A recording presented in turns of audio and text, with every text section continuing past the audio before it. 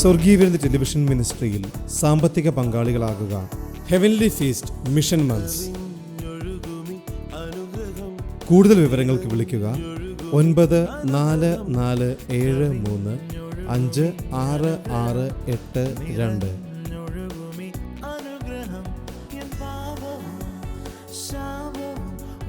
വരൂ, യേശുവിനായി സുവിശേഷത്തിനായി വിതറാം, വാരി വിതയ്ക്കാം.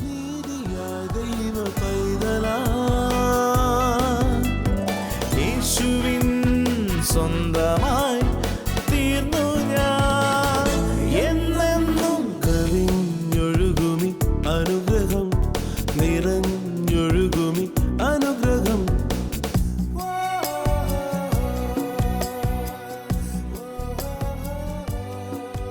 കവിഞ്ഞൊഴുന്ന അനുഗ്രഹത്തിലേക്ക് ഒരിക്കൽ കൂടെ സ്വാഗതം.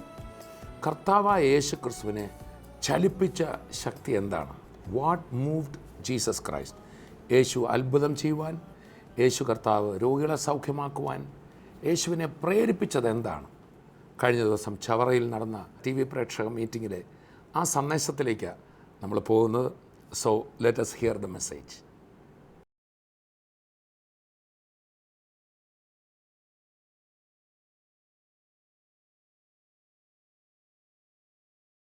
നമുക്കറിയാം, ദൈവം മനുഷ്യനായി ഭൂമിയിൽ വന്നു. നിങ്ങളെയും എന്നെയും പോലെ ഒരു സാധാരണ മനുഷ്യനായിട്ടാണ് ഈ ഭൂമിയിൽ സഞ്ചരിച്ചത്. കർത്താവിനെ ഈ ശുശ്രൂഷ ചെയ്യുവാൻ പ്രേരിപ്പിച്ച ഘടകം എന്താണ്? നമ്മളൊരു വേദഭാഗം വായിക്കാൻ പോവുകയാണ്. ലൂക്കോസിൻ്റെ സുവിശേഷത്തിൽ നിന്ന്. ലൂക്കോസിൻ്റെ സുവിശേഷം 4-ാം അധ്യായം 14-ാമത്തെ വാക്യം മുതൽ വായിക്കപ്പെടുന്നത് ശ്രദ്ധിക്കുക. യേശു ആത്മാവിൻ്റെ ശക്തിയോടെ ഗലീലയ്ക്ക് മടങ്ങിച്ചെന്നു. അവൻ്റെ ശ്രുതി ചുറ്റുമുള്ള നാട്ടിലൊക്കെയും പരന്നു. അവൻ അവരുടെ പള്ളികളിൽ ഉപദേശിച്ചു. എല്ലാവരും അവനെ പ്രശംസിച്ചു. ഒന്ന് ഓർത്തു നോക്കിക്കേ, ഒരു പ്രസംഗകൻ്റെ ശ്രുതി ചുറ്റുമുള്ള നാട്ടിലൊക്കെയും പരന്നിരിക്കുന്നു. സാധാരണ ഒരു മനുഷ്യൻ ഇത്രയും വലിയൊരു ഫേമസ് ആയാൽ, ഇത്രയും പ്രസിദ്ധനായാൽ, എന്നെപ്പോലൊരു പ്രസംഗകൻ സാമാന്യമായിട്ട് ചിന്തിക്കുക, ഇനിയിപ്പോൾ കിട്ടിയ പ്രസിദ്ധി എങ്ങനെങ്കിലും പോകാതെ നോക്കണ്ടേ. പ്രസിദ്ധനായി കഴിയുമ്പോൾ, ആൾക്കാരൊക്കെ ശുശ്രൂഷയിൽ നമ്മളെ അറിയാൻ തുടങ്ങുമ്പോൾ മാനുഷികമായി ഒരു പ്രേരക ശക്തി വരാം. അത് വരരുത്. ഇനിയിപ്പം ശുശ്രൂഷ പുറകോട്ട് പോകാനൊക്കത്തില്ല.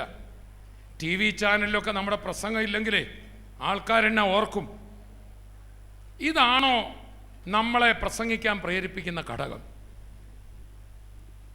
പല ഘടകത്തിൽ കൂടി ശുശ്രൂഷ ചെയ്യാം. പൗലോസ് ശ്ലീഹ പറയുന്നുണ്ട്, ദൈവഭക്തി ആദായ സൂത്രം എന്ന് ചിലർ വിചാരിക്കുന്നു. ഇന്നേക്ക് 2000 വർഷം മുമ്പ് പൗലൂസിൻ്റെയൊക്കെ നാളുകളിലും ശുശ്രൂഷയെ വിറ്റ് പണമാക്കാൻ ശ്രമിച്ച ആൾക്കാരുണ്ടായി. അപ്പോൾ അവരുടെ പ്രേരക ശക്തി പൈസ ഉണ്ടാക്കണമെന്ന്. അപ്പോൾ തന്നെ പൗലൂസ് പറയാണ്, ദൈവഭക്തിയോട് കൂടെ യഥാർത്ഥ ദൈവഭക്തി വലിയ ആദായം തന്നെയാണ്. അത് ഈ ലോകത്തിലും വരുന്നതിലും യഥാർത്ഥ അനുഗ്രഹം കൊണ്ടുവരും. മറ്റൊരിക്കൽ പൗലോസ് ശ്ലീഹ പറയാണ്, ചിലർ അസൂയയും പിണക്കവും നിമിത്തം വചനം പ്രസംഗിക്കും. എന്ന് പറഞ്ഞാൽ വേറൊരാൾ യോഗം വെച്ചതിന് പാരലായി അതിനെ പൊട്ടിക്കാൻ, ആരാണ്ടെ തോപ്പിക്കാൻ അന്ന് മീറ്റിംഗ് നടത്തിയവരുണ്ട്. അസൂയയും പിണക്കവും നിമിത്തം. അപ്പോൾ അതിൻ്റെ പ്രേരക ശക്തി അസൂയയും പിണക്കുക. എന്നിട്ട് പൗലോസ് പറയും, എന്തോ ആകട്ടെ, മത്സരിച്ച് വെച്ചതാണെങ്കിലും ഈ മീറ്റിങ്ങിൽ അവർ യേശുവിൻ്റെ നാമം വിളിച്ച് പറയുമല്ലോ, ആ നാമം കേട്ടവർക്ക് വിടുതലുണ്ടല്ലോ. അങ്ങനെയാണെങ്കിൽ എന്നോട് ചോദിച്ചു, ബ്രദറെ, ചിലരിങ്ങനെ ദൈവവേല മത്സരിച്ചും സ്വയ താല്പര്യങ്ങൾക്ക് വേണ്ടിയൊക്കെ നടത്തുന്നുണ്ടല്ലോ, പക്ഷെ അവിടെയും പല വിടുതലുകളൊക്കെ നടക്കുന്നുണ്ടല്ലോ, ആൾക്കാർ വരുന്നുണ്ടല്ലോ, അതെങ്ങനെയാണെന്ന് എന്നോട് ചോദിച്ചു. ഞാനിങ്ങനെ പ്രാർത്ഥിച്ചപ്പോൾ കർത്താവ് എൻ്റെ ഉള്ളിൽ പറഞ്ഞു, 1 കൊരിന്ത്യർ 3-ാം അധ്യായം നീ എടുത്ത് വായിച്ചു നോക്കിക്കേ. അവിടെ കൊരിന്ത് സഭയിൽ, ആ സഭയിലൊരു കലക്കം, ഒരു ഭിന്നതയുണ്ടായി. ചിലർ പറഞ്ഞു അവിടെ സഭ സ്ഥാപിച്ച പൗലൂസിൻ്റെ പക്ഷക്കാരാ ഞങ്ങൾ. ചിലർ പറഞ്ഞു പൗലൂസിന് ശേഷം ആ സഭയെ പാസ്റ്ററായ അപ്പല്ലോസിൻ്റെ പക്ഷക്കാർ. വേറെ ചിലർ പറഞ്ഞു ഇവരുടെ ഒന്നും പക്ഷമല്ല, ഞങ്ങൾ അങ്ങ് യെരുശലേമിലുള്ള കേന്ദ്രത്തിലുള്ള പത്രോസിൻ്റെ പക്ഷക്കാർ. വേറെ ചിലർ പറഞ്ഞു ഞങ്ങൾ ഇവരാരും ഞങ്ങൾ കുറച്ച് കൂടി ആത്മീയരാണ്, ഞങ്ങൾ യേശുവിൻ്റെ പക്ഷക്കാരൻ. നമ്മളൊക്കെ ഓർക്കും യേശുവിൻ്റെ പക്ഷക്കാരാണല്ലോ നല്ലതെന്ന്. പക്ഷെ പൗലൂസ് പറയുക, നിങ്ങളിങ്ങനെ പക്ഷം പറയുമ്പോൾ ഈ 4 കൂട്ടരോടും പറയുക, നിങ്ങൾക്ക് അയ്യോ കഷ്ടം. സഭയ്ക്കകത്ത് യേശുവിൻ്റെ പക്ഷം പൗലൂസിൻ്റെ പക്ഷം എന്നൊന്നുമില്ല. എന്നിട്ട് അവിടെ താഴെ പറയാണ്, ഇങ്ങനെ പക്ഷം പറയാതെ യേശുക്രിസ്തു എന്ന ഇട്ടിരിക്കുന്ന അടിസ്ഥാനത്തിന്മേൽ അല്ലാതെ തന്നിലേക്ക് ആരെയും പണിയരുത്. അടുത്തിരിക്കുന്ന ആൾ പറഞ്ഞ് നിങ്ങളിലേക്ക് ആരെയും പണിയരുത്. അതുകൊണ്ട് തന്നെയാണ് ഓരോ പ്രസംഗത്തിലും തങ്കു ബ്രദറും ഞാൻ എൻ്റെ കൂടെയുള്ള ഈ ശുശ്രൂഷകരും വിളിച്ചു പറയും, ഞങ്ങളല്ല സൗഖ്യമാക്കുന്നത്, ഞങ്ങൾ പ്രത്യേക സിദ്ധികളുള്ളവരല്ല, യേശുവാ വിടുവിക്കുന്നവൻ. ആമേൻ. നമ്മൾ അവൻ്റെ ചൂണ്ടുപലകകൾ മാത്രമാണ്. ഞാൻ ചോദിക്കട്ടെ, നിങ്ങൾ ഇങ്ങോട്ട് വന്നപ്പോൾ ചവറ ചവറ എന്ന് ചൂണ്ടുപലക പലയിടത്തും കണ്ടു. ചൂണ്ടുപലകയുടെ അടുത്ത് പോയി നിന്നിട്ട് വല്ല കാര്യമുണ്ടോ? ആമേൻ. നമ്മളൊക്കെ ചൂണ്ടുപലകകൾ മാത്രമാണ്.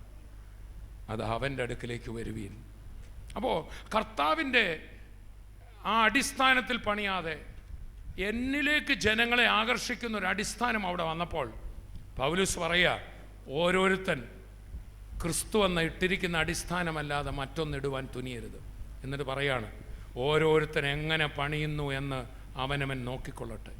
യേശു ക്രിസ്തു എന്ന അടിസ്ഥാനത്തിന്മേൽ ഒരുവൻ പണിയുന്നത് പുല്ല്, മരം, വൈക്കോല്, വിലയേറിയ കല്ല്, പൊന്ന്, വെള്ളി, ഇവയിൽ ഏതുകൊണ്ടാണ് നിങ്ങൾ പണിയുന്നതെന്ന് അവർ തന്നെ നോക്കിക്കോണം. ഒരു ദിവസം നമ്മളുടെ പണി തീ തന്നെ ശോധന ചെയ്യും. അഥവാ കർത്താവായ യേശു നാം ചെയ്തത് മുഴുവൻ ശോധന ചെയ്യുന്ന, വിധിക്കുന്ന ഒരു ദിവസമുണ്ട്. ഞാൻ വലിയ പ്രസംഗകനായ, ഞാൻ കൊള്ളാം, ഞാൻ രോഗശാന്തി വരപ്രാപ്തന, ഇതൊന്നും പറയണ്ട. അടുത്തിരിക്കുന്ന ആൾ പറഞ്ഞാൽ സ്വയം പ്രശംസിക്കേണ്ട, കർത്താവ് തന്നെ ഒരു ദിവസം വിധിച്ചോളൂ എന്ന് പറഞ്ഞാൽ നമ്മൾ ഒരു ദിവസം എവിടെ നിൽക്കേണ്ടി വരും? യേശുവിൻ്റെ മുമ്പിൽ. ഈ ശുശ്രൂഷ നമ്മൾ ഭയത്തോടെ ചെയ്യണം. പേഴ്സണൽ ഗെയിനായിട്ട് ചെയ്യരുത്, എൻ്റെ നാമമഹത്വത്തിനായിട്ട് ചെയ്യരുത്, യേശുവിനായിട്ട് ചെയ്യണം. ഞാൻ പറയാൻ പോകുന്നത് യേശുവിനെ നിയന്ത്രിച്ച മനോഭാവങ്ങളാണ്. അപ്പോൾ പറയാം, ഓരോരുത്തൻ്റെ പ്രവൃത്തി തീ തന്നെ ശോധന ചെയ്യും. എന്നിട്ട് പറയാണ്, അവനവൻ ചെയ്ത പ്രവൃത്തി നിലനിൽക്കുന്നുവെങ്കിൽ അവന് പ്രതിഫലം ലഭിക്കും. എന്നാൽ തീ അതിനെ ഭസ്മമാക്കി കളഞ്ഞെങ്കിലോ താൻ രക്ഷിക്കപ്പെടും. യേശുവിനെ വിളിച്ചതല്ലേ, ഈ വേല ചെയ്ത് ആളങ്ങാ കടന്നുകൂടും, ചെയ്തതൊന്നും അവിടെ കാണത്തില്ല. ഒരു ഹല്ലേലൂയ പറഞ്ഞാട്ട്. ചുരുക്കി പറഞ്ഞാൽ നമ്മൾ ഓരോരുത്തരും നാം ചെയ്ത വേലയുമായി ഈ എയർപോർട്ടിലെ സ്കാനിങ് മെഷീൻ്റെ അടുത്ത് നമ്മുടെ പെട്ടി വെക്കുന്ന പോലെ അവിടെ ചെല്ലേണ്ടി വരും. അന്ന് തോമസ് ഊട്ടി ബ്രദറിനോട് യേശു പറയും, ഞാൻ ചെന്നിട്ട് എന്നെ മനസ്സിലായില്ലേ, സ്വർഗീയ വിരുന്ന് TV പ്രസംഗിച്ചേ, മോനെ നീ കൂടുതൽ വാചകമൊന്നും അടിക്കണ്ട, നീ ചെയ്തതെല്ലാം കൂടെ ആ മെഷീനകത്തോട്ട് വെച്ചേക്കാൻ പറഞ്ഞു. അടുത്തിരിക്കുന്ന ആൾ പറഞ്ഞ് വാചകമൊന്നും അടിക്കണ്ട, ചെയ്തതെല്ലാം ശോധന ചെയ്യും. അപ്പം ഞാൻ എൻ്റെ പ്രവൃത്തി, ഞാൻ ചെയ്തത്, പ്രസംഗിച്ചത്, ഞാൻ അത് ചെയ്തു ഇത് ചെയ്തു എന്നൊക്കെ പറഞ്ഞാൽ അതങ്ങോട്ട് വെച്ചാൽ ചിലത് ചാമ്പലായിപ്പോവും. അതെന്തുകൊണ്ടാണ്? ചിലർ പണിതത് പുല്ല്, മരം, വൈക്കോൽ, ചിലത് പൊന്ന്, ചിലർ വെള്ളി, വിലയേറിയ വൈരക്കല്ലുകൾ. അപ്പം നമ്മുടെ ഓരോ പ്രവർത്തനങ്ങളും ചിലത് വൈരക്കല്ലുകൾ പോലെ. അതെങ്ങനെ ഇതിൻ്റെ മാറ്റം വരുന്നത്? കർത്താവിൻ്റെ ഉള്ളിൽ പറഞ്ഞു, മോനെ, ദൈവവചനം പറയുന്നു, ദൈവം ഉദ്ദേശങ്ങളെ തൂക്കി നോക്കുന്നു. നീ എന്ത് ചെയ്തു, എന്തുമാത്രം ചെയ്തെന്നല്ല അന്നവിടെ വെളിപ്പെടാൻ പോകുന്ന എന്തിന് ചെയ്തെന്നാ. ഞാൻ പ്രസംഗിച്ചു, എൻ്റെ ഉദ്ദേശം എന്തായിരുന്നു? എനിക്കൊരു സ്റ്റേജ് കിട്ടണം, 10 പേരെന്നെ അറിയണം, ഓക്കെ, എൻ്റെ പ്രസംഗം കൊണ്ട് നിങ്ങൾ രക്ഷപ്പെടും. എൻ്റെ ഉദ്ദേശം തൂക്കി നോക്കുമ്പോൾ കച്ചി തീക്കകത്ത് വെച്ചാൽ എന്തോ വച്ച് കേൾക്കും, ഏലും കൃപയാൽ താനോ രക്ഷിക്കപ്പെടുമെന്ന് അവിടെ എഴുതിയിട്ടുണ്ട്. ഒരു ഹല്ലേലൂയ പറഞ്ഞാട്ട്. ആമേൻ. സാധു ഉദ്ദേശത്തോടെ. അതുകൊണ്ടാണ് പൗലൂസ് എപ്പോഴും പറയുന്നത്, തിമോഥെയോസേ, നീ ചെയ്യുമ്പോൾ നല്ല ശുദ്ധ ഹൃദയത്തോടെ, നല്ല മനസാക്ഷിയോടെ നീ ഇത് ചെയ്യണം. നീ തന്നെ അറിയുന്നല്ലോ, എൻ്റെ ഉദ്ദേശം നീ അറിയുന്നല്ലോ.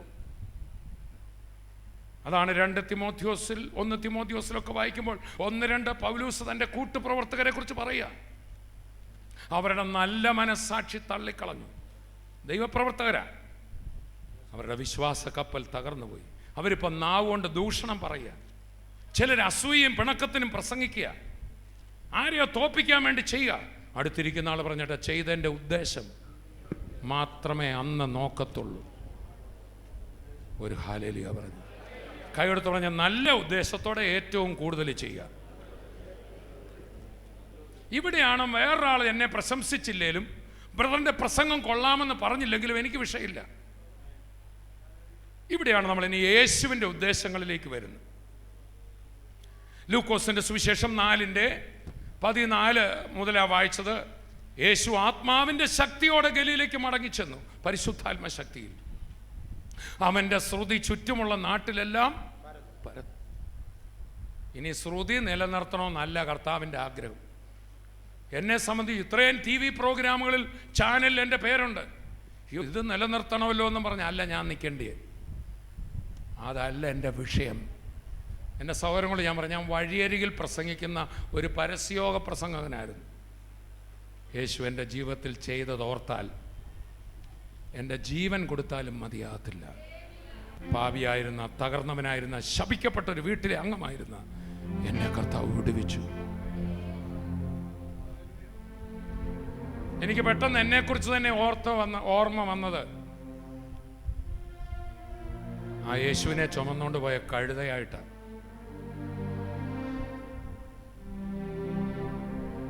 അല്ല, യേശു ഒരു കഴുതയുടെ മുകളിൽ കയറി യെരുശലേമിലേക്ക് പോയപ്പോൾ ജനങ്ങൾ എന്ത് ചെയ്തു? ഹോശന്നാ പറഞ്ഞുകൊണ്ട് വൃക്ഷക്കൊമ്പുകളും അവരുടെ വസ്ത്രങ്ങളും ഒക്കെ വഴി വിരിച്ചു. നിങ്ങളൊക്കെ എന്നെ കാണുമ്പോൾ ബ്രദറെ എന്ന് പറഞ്ഞ് കാറ് തുറക്കുകയൊക്കെ ചെയ്യുമ്പം ഞാൻ പൊങ്ങാൻ പാടില്ല. വേറൊരാൾ മുകളിൽ ഇരിക്കുന്നതുകൊണ്ടാണ് നിങ്ങൾ എൻ്റെ ഈ കഴുതയുടെ മുമ്പിൽ ഇതൊക്കെ വെതറിയത്. ഞാൻ ചോദിക്കട്ടെ, യേശുവിനെ ആലയത്തിൽ ഇറക്കിയിട്ട് തിരിച്ചു പോകുന്ന വഴി ഈ കഴുത പഴയ ഓർമ്മയ്ക്ക് നാട്ടുകാരുടെയൊക്കെ വിരിച്ചിട്ടിരിക്കുന്ന വസ്ത്രത്തെ കയറി ചവിട്ടിയാലോ? കൈകൊടുത്ത് പറ, നിനക്ക് ലഭിച്ച മാന്യത യേശു ഉള്ളതുകൊണ്ട്. എന്നോട് പല സഹോദരന്മാരുണ്ട്, ബ്രദറെ ഒരു കാലത്ത് ഞങ്ങളെ ഒന്നും വീട്ടിൽ കയറ്റാൻ കൊള്ളത്തില്ലായിരുന്നു, പക്ഷേ ഇന്ന് യേശുവിൻ്റെ നാമത്തിൽ ചെല്ലുമ്പോൾ ബ്രദറെ കയറി ഇരുന്നാട്ട് എന്ന് പറഞ്ഞ് മാനിക്കുമ്പോൾ ഞാൻ എല്ലാ ദൈവമക്കളോടൊരു കാര്യം, ഞാൻ പിറുപിറുക്കരുത്, വന്ന വഴി മറക്കരുത്. ഒന്ന് കൈകൊടുത്ത് പറ, പിറുപിറുക്കരുത്. ഞാൻ നിങ്ങളോടല്ല പ്രസംഗിക്കുന്ന, എന്നോടാ.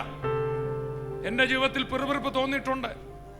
എന്നെ ഇത്രയും മാനിച്ചാൽ മതിയോ, എൻ്റെ പേര് പറഞ്ഞില്ല എന്നൊക്കെ എൻ്റെയും അഴുക്ക് ജഡത്തിൽ എനിക്ക് തോന്നിയിട്ടുണ്ട്. ഇന്ന് രാവിലെ ഞാനും എൻ്റെ ജീവിത പങ്കാളിയും ഒന്നിച്ച് പ്രാർത്ഥിക്കുമ്പോൾ എൻ്റെ ഭാര്യ എന്നോട് പറഞ്ഞു, നന്ദി പറയാനല്ലാതെ ഒന്നും നമുക്കില്ല.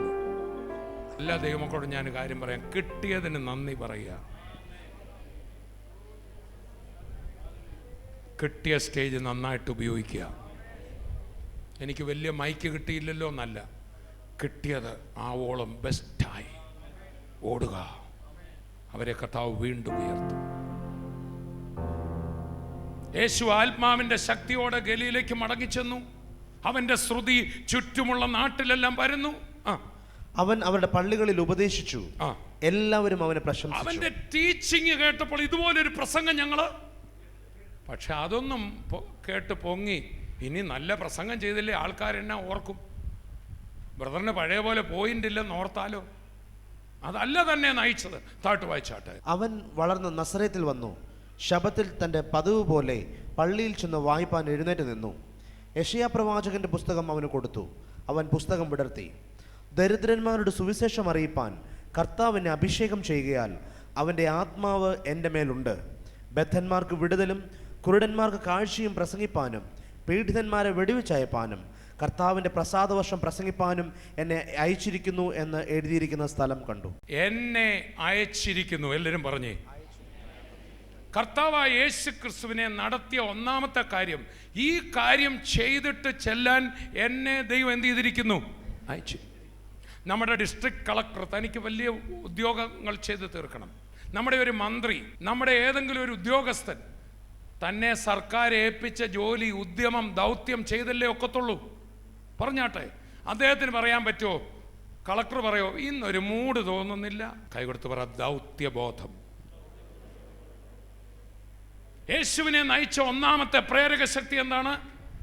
ദൗത്യബോധം. പറ, ഐ ആം സെൻഡ്. ഞാൻ വന്നതല്ല, എന്നെ അയച്ചതാ. അടുത്തിരിക്കുന്ന ആൾ പറ, ഇഷ്ടപ്പെട്ടാലും ഇഷ്ടപ്പെട്ടില്ലേലും ചെയ്തേ ഒക്കത്തുള്ളൂ. അപ്പൊ യേശുവിനെ നയിച്ച ഒന്നാമത്തെ പ്രേരക ശക്തി ദൗത്യബോധം. ഉറക്കപ്പുറ. രണ്ടാമത്തെ പ്രേരക ശക്തി എന്നാണെന്നറിയാവോ? ജനങ്ങളുടെ വേദന തന്നെ വലിച്ചു. ഞാൻ വേദഭാഗങ്ങൾ എടുത്ത് വായിക്കുന്നില്ല. മത്തായി സുവിശേഷം 9 ഒടുവിൽ നമ്മളിങ്ങനെ വായിക്കുന്നു: പുരുഷാരത്തെ ഇടയനില്ലാത്തവരായി കണ്ട് കർത്താവ് അവരിൽ മനസ്സലിഞ്ഞു.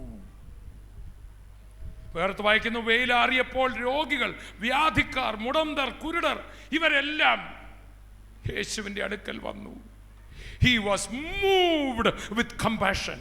അവരുടെ വേദന കണ്ടപ്പോൾ അവൻ ഹൃദയം മനസ്സലിവ് കൊണ്ട് നിറഞ്ഞു. അപ്പൊ കർത്താവിൻ്റെ ശുശ്രൂഷയിൽ തന്നെ നയിച്ച രണ്ടാമത്തെ പ്രേരക ശക്തി ഏതാ? മനസ്സലിവ്. പറഞ്ഞേ, കഷ്ടത അനുഭവിക്കുന്നവരുള്ള മനസ്സലിവ്. ഞാൻ പറയാം, പുറകിൽ നിന്ന് തന്നെ തള്ളിയത് പിതാവിൻ്റെ ദൗത്യബോധം, മുമ്പിൽ നിന്ന് തന്നെ വലിച്ചത് വേദനിക്കുന്നവരുടെ കണ്ണുനീർ. എന്നെ കേൾക്കുന്ന സുവിശേഷകരെ, അച്ഛന്മാരെ, തിരുമേനിമാരെ, ബിഷപ്പുമാരെ, പ്രവാചകന്മാരെ, അധ്യാപകരെ, എന്നെ കേൾക്കുന്ന സഹോദരി സഹോദരന്മാരെ, ഇത് രണ്ടുമാകട്ടെ നമ്മളെയും നയിക്കുന്നത്. എൻ്റെ സഭ വലുതാകണം, എൻ്റെ പേര് വലുതാകണം, എൻ്റെ സഭ ഏറ്റവും വലുതാകണം, ഇതൊക്കെ നമുക്ക് ഇഷ്ടമാണ്, അതിന് കുഴപ്പമില്ല. നോട്ടീസിൽ എൻ്റെ പേര് വണ്ണം നല്ലതാ, ടി വിയിൽ എനിക്ക് പ്രസംഗിക്കണം നല്ലതാ. അതൊന്നും ആയിരിക്കരുത് നമ്മളെ നയിക്കുന്നത്. The driving force of Jesus to do the ministry. The first thing, my Father has sent me. I have to do it.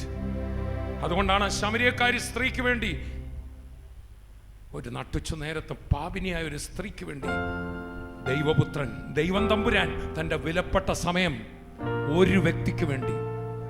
ദൗത്യബോധമുള്ളവന് crowd വിഷയമല്ല. ഒരു വ്യക്തിക്ക് വേണ്ടി, ഒരു വ്യക്തിക്ക് വേണ്ടി, ഒരു വ്യക്തിക്ക് വേണ്ടി. ഞാൻ ഇന്ന വ്യക്തിയെ നേടാൻ പോവാന്ന് ഫേസ്ബുക്കിൽ ഇട്ടിട്ടല്ല യേശു പോയത്. ഫേസ്ബുക്കിൽ ഇടുന്നതിന് കുഴപ്പമില്ല. ഇടുമ്പോഴും അതിൻ്റെ പുറകിൽ എൻ്റെ പ്രേരണ ഒരാൾ വിടുവിക്കപ്പെടണമെന്നായിരിക്കും. ഒരു ഹല്ലേലൂയ പറഞ്ഞിട്ട്. ആമേൻ. ശമരിയ സ്ത്രീയുമായിട്ട് കിണറരികിലിരുന്നൊരു സെൽഫി എടുത്ത് ലോകത്തെല്ലാം അയക്കാനല്ല കർത്താവ് അത് ചെയ്തത്. Praise the Lord. അന്ന് സെൽഫി ഇല്ലായിരുന്നത്. കർത്താവ് പാപത്തിൽ നശിച്ച ആ സ്ത്രീയെ കണ്ടപ്പോൾ യേശുവിന് പിടികിട്ടി, ഇവളിങ്ങനെ മുമ്പോട്ട് പോയാൽ ഇവൾ നശിക്കും. നിത്യജീവൻക്ക് ഉറവ. ഈ വെള്ളം കുടിക്കുന്നവനെല്ലാം പിന്നെയും ദാഹിക്കും. മകളെ, ഞാൻ കൊടുക്കുന്ന ജീവജലം, ഞാൻ കൊടുക്കുന്ന പാപമോചനത്തിൻ്റെ നീരുറവ നിനക്ക് കിട്ടിയാൽ നീ നരകത്തിൽ നശിക്കില്ല. നിനക്ക് 5 ഭർത്താക്കന്മാരുണ്ടായിരുന്നു, ഇപ്പോൾ ഉള്ളവൻ ഭർത്താവല്ല. നീ മഹാ വഴിപഴച്ച സ്ത്രീയാ, പക്ഷെ നീ നശിക്കാൻ ഞാൻ ആഗ്രഹിക്കുന്നില്ല. നിന്റെ നരകത്തിലെ നാശം കാണുമ്പോൾ എൻ്റെ നെഞ്ചു പിടയുന്നു. നരകത്തിൽ നശിക്കുന്നവരെയും ലോകത്തിൽ തകർന്നവരെയും കണ്ട് യേശുവിൻ്റെ ഉള്ളം നൊന്ത്. ഇത് രണ്ടും കർത്താവിനെ നയിച്ച പ്രേരണ. ശ്രദ്ധിക്കുക, ഈ സ്ത്രീയോട് സംസാരിക്കുന്ന കണ്ടപ്പോൾ ശിഷ്യന്മാർക്ക് അത്ഭുതം തോന്നി. അവര് ഭക്ഷണം മേടിക്കാൻ പോയിരിക്കുകയായിരുന്നു. കാരണം അന്നത്തെ കാലത്ത് ഒരു ഗുരു ഒരു സ്ത്രീയോട് സംസാരിക്കില്ല, പ്രത്യേകിച്ച് ഒരു ശമരിയക്കാരത്തിയോട്, അതൊരു മഹാഭാവിനിയോട്.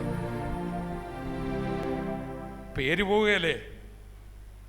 ഒരു യഥാർത്ഥ ദൗത്യബോധവും കമ്പാഷനും ഉള്ളവന് തൻ്റെ പേരൊരു വിഷയമല്ല. നാട്ടുകാരെന്തോ പറയും, എന്തോ പറഞ്ഞാലും എനിക്ക് വിഷയമല്ല. ഈ മകളുടെ വിടുതല എനിക്ക് വിഷയം. ശിഷ്യന്മാർ അത്ഭുതപ്പെട്ടു ഗുരു സ്ത്രീയോട് സംസാരിച്ചതിനാൽ. ഞാൻ പറഞ്ഞു, ഗുരു ഭക്ഷണം മേടിച്ചു കേട്ടോ. സ്ത്രീ അവരുടെ നേരെ തിരിഞ്ഞ്, യേശു അവരുടെ നേരെ തിരിഞ്ഞിട്ട് പറഞ്ഞു, നിങ്ങളറിയാത്തൊരാഹാരം എനിക്ക് ഭക്ഷിപ്പാനുണ്ട്. നമ്മളിങ്ങനെ വായിക്കുന്നു യോഹന്നാൻ 4. അവന് വേറെ ആരെങ്കിലും വന്ന ഭക്ഷണം കൊണ്ട് കൊടുത്തു കാണുമെന്ന് അവർ വിചാരിച്ചു. എൻ്റെ അയച്ചവൻ്റെ ഇഷ്ടം നിവർത്തിക്കുന്നതാ എൻ്റെ ആഹാരം. I am sent. ദൗത്യബോധം. യേശുക്രിസ്തുവിൻ്റെ പ്രേരക ശക്തി 1, പിതാവ് അയച്ചതിനെ കുറിച്ചുള്ള ദൗത്യബോധം. 2, തകരുന്ന ജനങ്ങളോടുള്ള സഹതാപം. ഇനി യേശുവിൻ്റെ പ്രവർത്തന ശക്തി ഏതായിരുന്നു? പരിശുദ്ധാത്മാവ്. തൻ്റെ വാചക കസർത്തോ, തൻ്റെ പ്രസംഗ ശൈലിയോ, അത്ഭുതങ്ങളുടെയും അടയാളങ്ങളുടെയും ശക്തി കൊണ്ടും പരിശുദ്ധാത്മാവിൻ്റെ ശക്തി കൊണ്ട് ഞാൻ പ്രസംഗിച്ചെന്നാ പൗലോസ് പറയുന്നു. അതാണ് പൗലോസ് കൊരിന്ത്യർ ലേഖനത്തിൽ പറയാണ്, എൻറ്റൈസിങ് വേർഡ്സ് ഓഫ് വിസ്ഡം ഞാൻ ഉപയോഗിച്ചില്ല. ജ്ഞാനത്തിൻ്റെ വശീകരണ വാക്കുകളാൽ നിങ്ങളെ എങ്ങനെങ്കിലും വശത്താക്കാൻ ഞാൻ ശ്രമിച്ചില്ല. ആത്മാവിൻ്റെയും ശക്തിയുടെയും പ്രദർശനം, പരിശുദ്ധാത്മാവിൻ്റെ പവറാണ് ഞാൻ ഉപയോഗിച്ച്. എൻ്റെ സ്മാർട്ട്നെസ്സോ, എൻ്റെ പ്രസംഗ ശൈലിയോ, എൻ്റെ എലോക്വൻസോ, ഈവൻ എൻ്റെ സ്വരമാധുര്യോ, പക്ഷെ സ്വരമാധുര്യ ദൈവം ഉപയോഗിക്കും. ഉദ്ദേശം ശരിയായിട്ട് അങ്ങോട്ട് കൊടുത്താൽ മതി. വേറൊന്നും ഞാൻ ഉപയോഗിക്കുന്നില്ല. പരിശുദ്ധാത്മാവിൻ്റെ ശക്തി ഇപ്പം തന്നെ പ്രേരിപ്പിച്ചത്, തൻ്റെ പുള്ളിങ് ഫോഴ്സ്, ജനങ്ങളോടുള്ള സഹതാപവും പിതാവ് അയച്ചെന്നുള്ള ബോധ്യമാണ്. താൻ അതിനായിട്ട് ഉപയോഗിച്ച ശക്തി ഏതായിരുന്നു? പരിശുദ്ധാത്മാവിൻ്റെ ശക്തി, കൃപാവരങ്ങൾ, രോഗസൗഖ്യത്തിൻ്റെ ശക്തി. ഇന്നെന്നെ കേൾക്കുന്ന എത്ര പേർ പറയും, എനിക്കും സതുദ്ദേശത്തോടെ പരിശുദ്ധാത്മാവിൻ്റെ ശക്തിയോട് ഈ കർത്താവിൻ്റെ സാക്ഷിയാകണമെന്ന് ആഗ്രഹമുണ്ട്? അവർ രണ്ട് കരം ഉയർത്തി ദൈവസ്ഥനിൽ എഴുന്നേറ്റ് പ്രാർത്ഥിച്ചു, കർത്താവിൽ നിന്ന് നിറയ്ക്കാൻ പോവുക. ഈ ലോകത്തിൽ മനുഷ്യരായ നമ്മളൊക്കെ പലപ്പോഴും പല കാര്യങ്ങൾ ഓരോന്ന് ചെയ്യുവാൻ നമ്മളെ പ്രേരിപ്പിക്കാറുണ്ട്. എന്തിന്? സുവിശേഷ വേലയിൽ പോലും തെറ്റായ പ്രേരക ശക്തികൾ വ്യക്തികളെ പ്രേരിപ്പിക്കാൻ സാധ്യതയുണ്ട്. എനിക്ക് ഫേമസ് ആകണം, എൻ്റെ ചുറ്റും ആൾ കൂടണം, പൈസ കിട്ടണം, അല്ലെങ്കിൽ വേറൊരാളും ചെയ്ത ശുശ്രൂഷയെ ഒക്കെ മത്സരിച്ച് ചെയ്യുക. തിരുവചനത്തിലും ഇങ്ങനെയൊക്കെ ആദ്യ നൂറ്റാണ്ടിൽ സംഭവിച്ചതായിട്ട് നമ്മൾ കാണുന്നുണ്ട്. എന്നാൽ യഥാർത്ഥ പ്രേരക ശക്തിയോടെ നമ്മൾ ചെയ്യുന്നതിന് കർത്താവിൻ്റെ വരവിൽ പ്രതിഫലം ലഭിക്കാൻ പോകുന്നു. അല്ലെങ്കിൽ നമുക്ക് ഒത്തിരി കാര്യങ്ങൾ ചെയ്യാം. അതുകൊണ്ടാണ് കർത്താവ് അന്ത്യ ന്യായവിധിയിൽ നമ്മൾ എന്തുമാത്രം ചെയ്തെന്നല്ല നോക്കുന്നത്, എന്തിനു വേണ്ടി ചെയ്തെന്ന്. നമ്മൾ ഓരോ കാര്യം ചെയ്യുമ്പോൾ, ഒരു രോഗിയെ സൗഖ്യമാക്കുമ്പോൾ, ഒരു മീറ്റിംഗ് നടത്തുമ്പോൾ, ഒരു മാസിക ഇറക്കുമ്പോൾ, നമ്മുടെ അകത്ത് നമ്മളുടെ പ്രേരക ശക്തി കറക്റ്റായിരിക്കണം. God weighs the motives. ദൈവ ഉദ്ദേശങ്ങളെ തൂക്കി നോക്കുന്നു. അപ്പം സതുദ്ദേശത്തോടെ കൂടുതൽ ചെയ്യാമെങ്കിലോ എത്രയധികം പ്രതിഫലമുള്ളതായിരിക്കും. നമ്മൾ കേട്ട സന്ദേശം ഇതാ, കർത്താവായ യേശു ക്രിസ്തുവിൻ്റെ ശ്രുതി ചുറ്റുമുള്ള നാട്ടിലെല്ലാം പരന്നു. അവൻ വളരെ പ്രസിദ്ധനായി. പക്ഷേ ആ സമയത്ത് എൻ്റെ പ്രസിദ്ധി അങ്ങനെ നിലനിർത്തണമെന്നല്ല കർത്താവിനെ നയിച്ചത്. ഞാൻ ആ സന്ദേശത്തിൽ പറഞ്ഞു, ഇപ്പോൾ ഈ TV പ്രോഗ്രാമിൽ ഞങ്ങൾ പറയുമ്പോൾ അറിയാതെ മനസ്സിൽ തോന്നും, അയ്യോ ഇപ്പോൾ ഇത്രയും TV യിലൊക്കെ പറയുന്നില്ലേ, ഇനിയും ഇതൊന്നും നിലനിർത്തണ്ടേ. അപ്പോൾ ജനങ്ങളുടെ വിടുതലല്ല നമ്മുടെ മനസ്സിൽ, നമ്മുടെ ഫെയിമാണ്. അതൊക്കെ നമ്മുടെ ജഡത്തിൽ സംഭവിക്കാം. സോ എന്നെ കേൾക്കുന്ന എല്ലാവരും, പ്രത്യേകിച്ച് ശുശ്രൂഷകൾ ചെയ്യുന്നവർ, നമുക്ക് ദൈവസന്നിധിയിൽ നമ്മളെ തന്നെ ഒന്ന് ശോധന ചെയ്യുകയും, കർത്താവെ അങ്ങേ നയിച്ച അതേ നല്ല പ്രേരക ശക്തികൾ എന്നെ നയിക്കണമേ. യേശു ക്രിസ്തുവിനെ മുൻപോട്ട് നയിച്ചത്, ഒന്ന് പിതാവിനെ അയച്ചിരിക്കുക, ഇത് തികച്ചേ ചെല്ലാമെന്ന് പറഞ്ഞിട്ടുണ്ട്. ഒന്ന് ദൗത്യബോധം. രണ്ട് ജനങ്ങളുടെ വേദന കണ്ടപ്പോൾ he was moved with compassion. അവരുടെ വേദന തന്നെ മുമ്പോട്ട് വലിച്ചു. പുറകിൽ നിന്ന് തള്ളിയത് പിതാവിൻ്റെ ദൗത്യബോധമാണെങ്കിൽ മുമ്പോട്ട് വലിച്ചത് ജനങ്ങളുടെ വേദനയാണ്. അപ്പോൾ തന്നെ താൻ പ്രവർത്തിച്ചത് സ്വന്തം സ്ട്രെങ്തിലോ തൻ്റെ വാക്കിൻ്റെ പവറിലോ തൻ്റെ ഒന്നിലുമല്ല, മറിച്ച് താൻ ഉപയോഗിച്ചത് പരിശുദ്ധാത്മാവിൻ്റെ ശക്തിയാണ്. നമുക്കൊന്നിച്ച് പ്രാർത്ഥിക്കാം. ഇപ്പോൾ തന്നെ കർത്താവിൻ്റെ വലിപ്പം നമ്മുടെ ജീവിതങ്ങളിൽ പ്രത്യക്ഷപ്പെടാൻ പോവുകയാണ്. നമുക്ക് പ്രാർത്ഥിക്കാം. പിതാവേ, ഞങ്ങളങ്ങയെ സ്തുതിക്കുന്നു. യേശുവേ, കർത്താവെ, അങ്ങ് ഈ ലോകത്ത് വന്നപ്പോൾ പ്രസിദ്ധനാകാനുള്ള ആഗ്രഹമല്ല, കർത്താവ് ഇവിടെ ഒരു സംഘടന കെട്ടുപണിയാനുള്ള ആഗ്രഹമല്ല, ജനങ്ങളുടെ വേദന അങ്ങേ മുമ്പോട്ട് നയിച്ചല്ലോ. പിതാവ് അയച്ചു എന്നുള്ള ബോധ്യം കർത്താവെ അങ്ങേ നയിച്ചല്ലോ. മാത്രമല്ല, അങ്ങ് വേറെ ഒരു ശക്തി ഉപയോഗിച്ചില്ല, പരിശുദ്ധാത്മാവിൻ്റെ ശക്തി മാത്രമേ ഉപയോഗിച്ചുള്ളൂ. ഞങ്ങൾ കർത്താവെ അങ്ങയുടെ ആ വലിയ മാതൃക ഞങ്ങൾ പിൻപറ്റുന്നു. ഇന്നെന്നെ കേട്ടുകൊണ്ടിരിക്കുന്ന എല്ലാവരെയും തൃക്കരങ്ങളിൽ സമർപ്പിക്കുന്നു. ശുശ്രൂഷകർക്ക് വേണ്ടി പ്രത്യേകം പ്രാർത്ഥിക്കുന്നു. ഞങ്ങൾ കർത്താവെ ആ ദൈവസ്നേഹത്തിൽ അങ്ങയുടെ വേല ചെയ്യുവാൻ സഹായിക്കണമേ. അപ്പോൾ തന്നെ കർത്താവ് ഇന്ന് കേട്ടുകൊണ്ടിരിക്കുന്ന ഓരോ വ്യക്തികളും, വേദനയോടെ കേട്ടുകൊണ്ടിരിക്കുന്ന വ്യക്തികൾ, അവരുടെ വേദന കർത്താവ് ചലിപ്പിക്കുന്നല്ലോ. യേശുവിൻ്റെ നാമത്തിൽ ശാരീരികമായ അസ്വസ്ഥതകൾ, വേദനകൾ വിട്ടുമാറട്ടെ. ക്യാൻസറുകൾ, മരണഭയങ്ങൾ കർത്താവെ അങ്ങയുടെ കരം നീട്ടി വിടുവിക്കുന്നതിനായി സ്തോത്രം. മാത്രമല്ല കർത്താവെ, ശാരീരിക അസ്വസ്ഥതകൾ മാത്രമല്ല, മാനസികമായി മുറിവേറ്റവർ കുടുംബജീവിതത്തിൽ, സാമ്പത്തിക പ്രശ്നങ്ങളിൽ, ബന്ധങ്ങളിൽ, അവരുടെ പ്രവർത്തന സ്ഥലങ്ങളിൽ, ജോലി സ്ഥാനങ്ങളിലൊക്കെ മുറിവേറ്റ ഹൃദയവുമായി എന്നെ കേൾക്കുന്നവർ, കർത്താവെ, വേദനിക്കുന്നവർക്ക് നീ സമീപസ്ഥനായിരുന്നെങ്കിൽ യേശുവിൻ്റെ നാമത്തിൽ ഈ നിമിഷം പ്രാർത്ഥിക്കുമ്പോൾ അവിടുത്തെ അത്ഭുത കരത്താൽ മക്കൾ വിടുതലായി തീരട്ടെ, അത്ഭുത സൗഖ്യമുണ്ടാകട്ടെ. കർത്താവിൻ്റെ കരം നീട്ടി വിടുവിച്ചതിനായി സ്തോത്രം. യേശുവിൻ നാമത്തിൽ തന്നെ ആമേൻ, ആമേൻ. എനിക്ക് ഉറപ്പുണ്ട് ശാരീരിക രോഗസൗഖ്യങ്ങൾ നടന്നിട്ടുണ്ട്.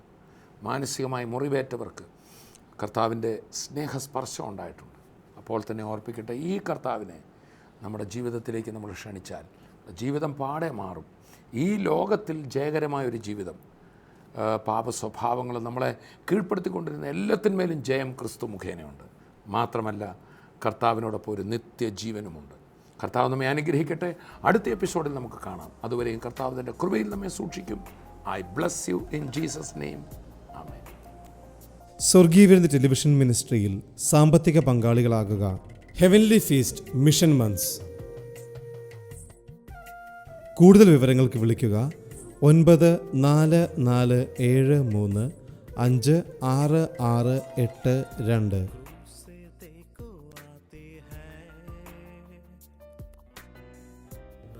വരൂ, യേശുവിനായി, സുവിശേഷത്തിനായി വിതറാം, വാരി വിതയ്ക്കാം.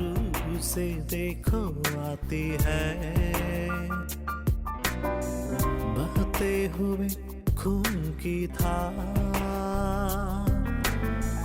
ओ मसीह, तूने हमको सिखाए प्रेम की परिभाषा।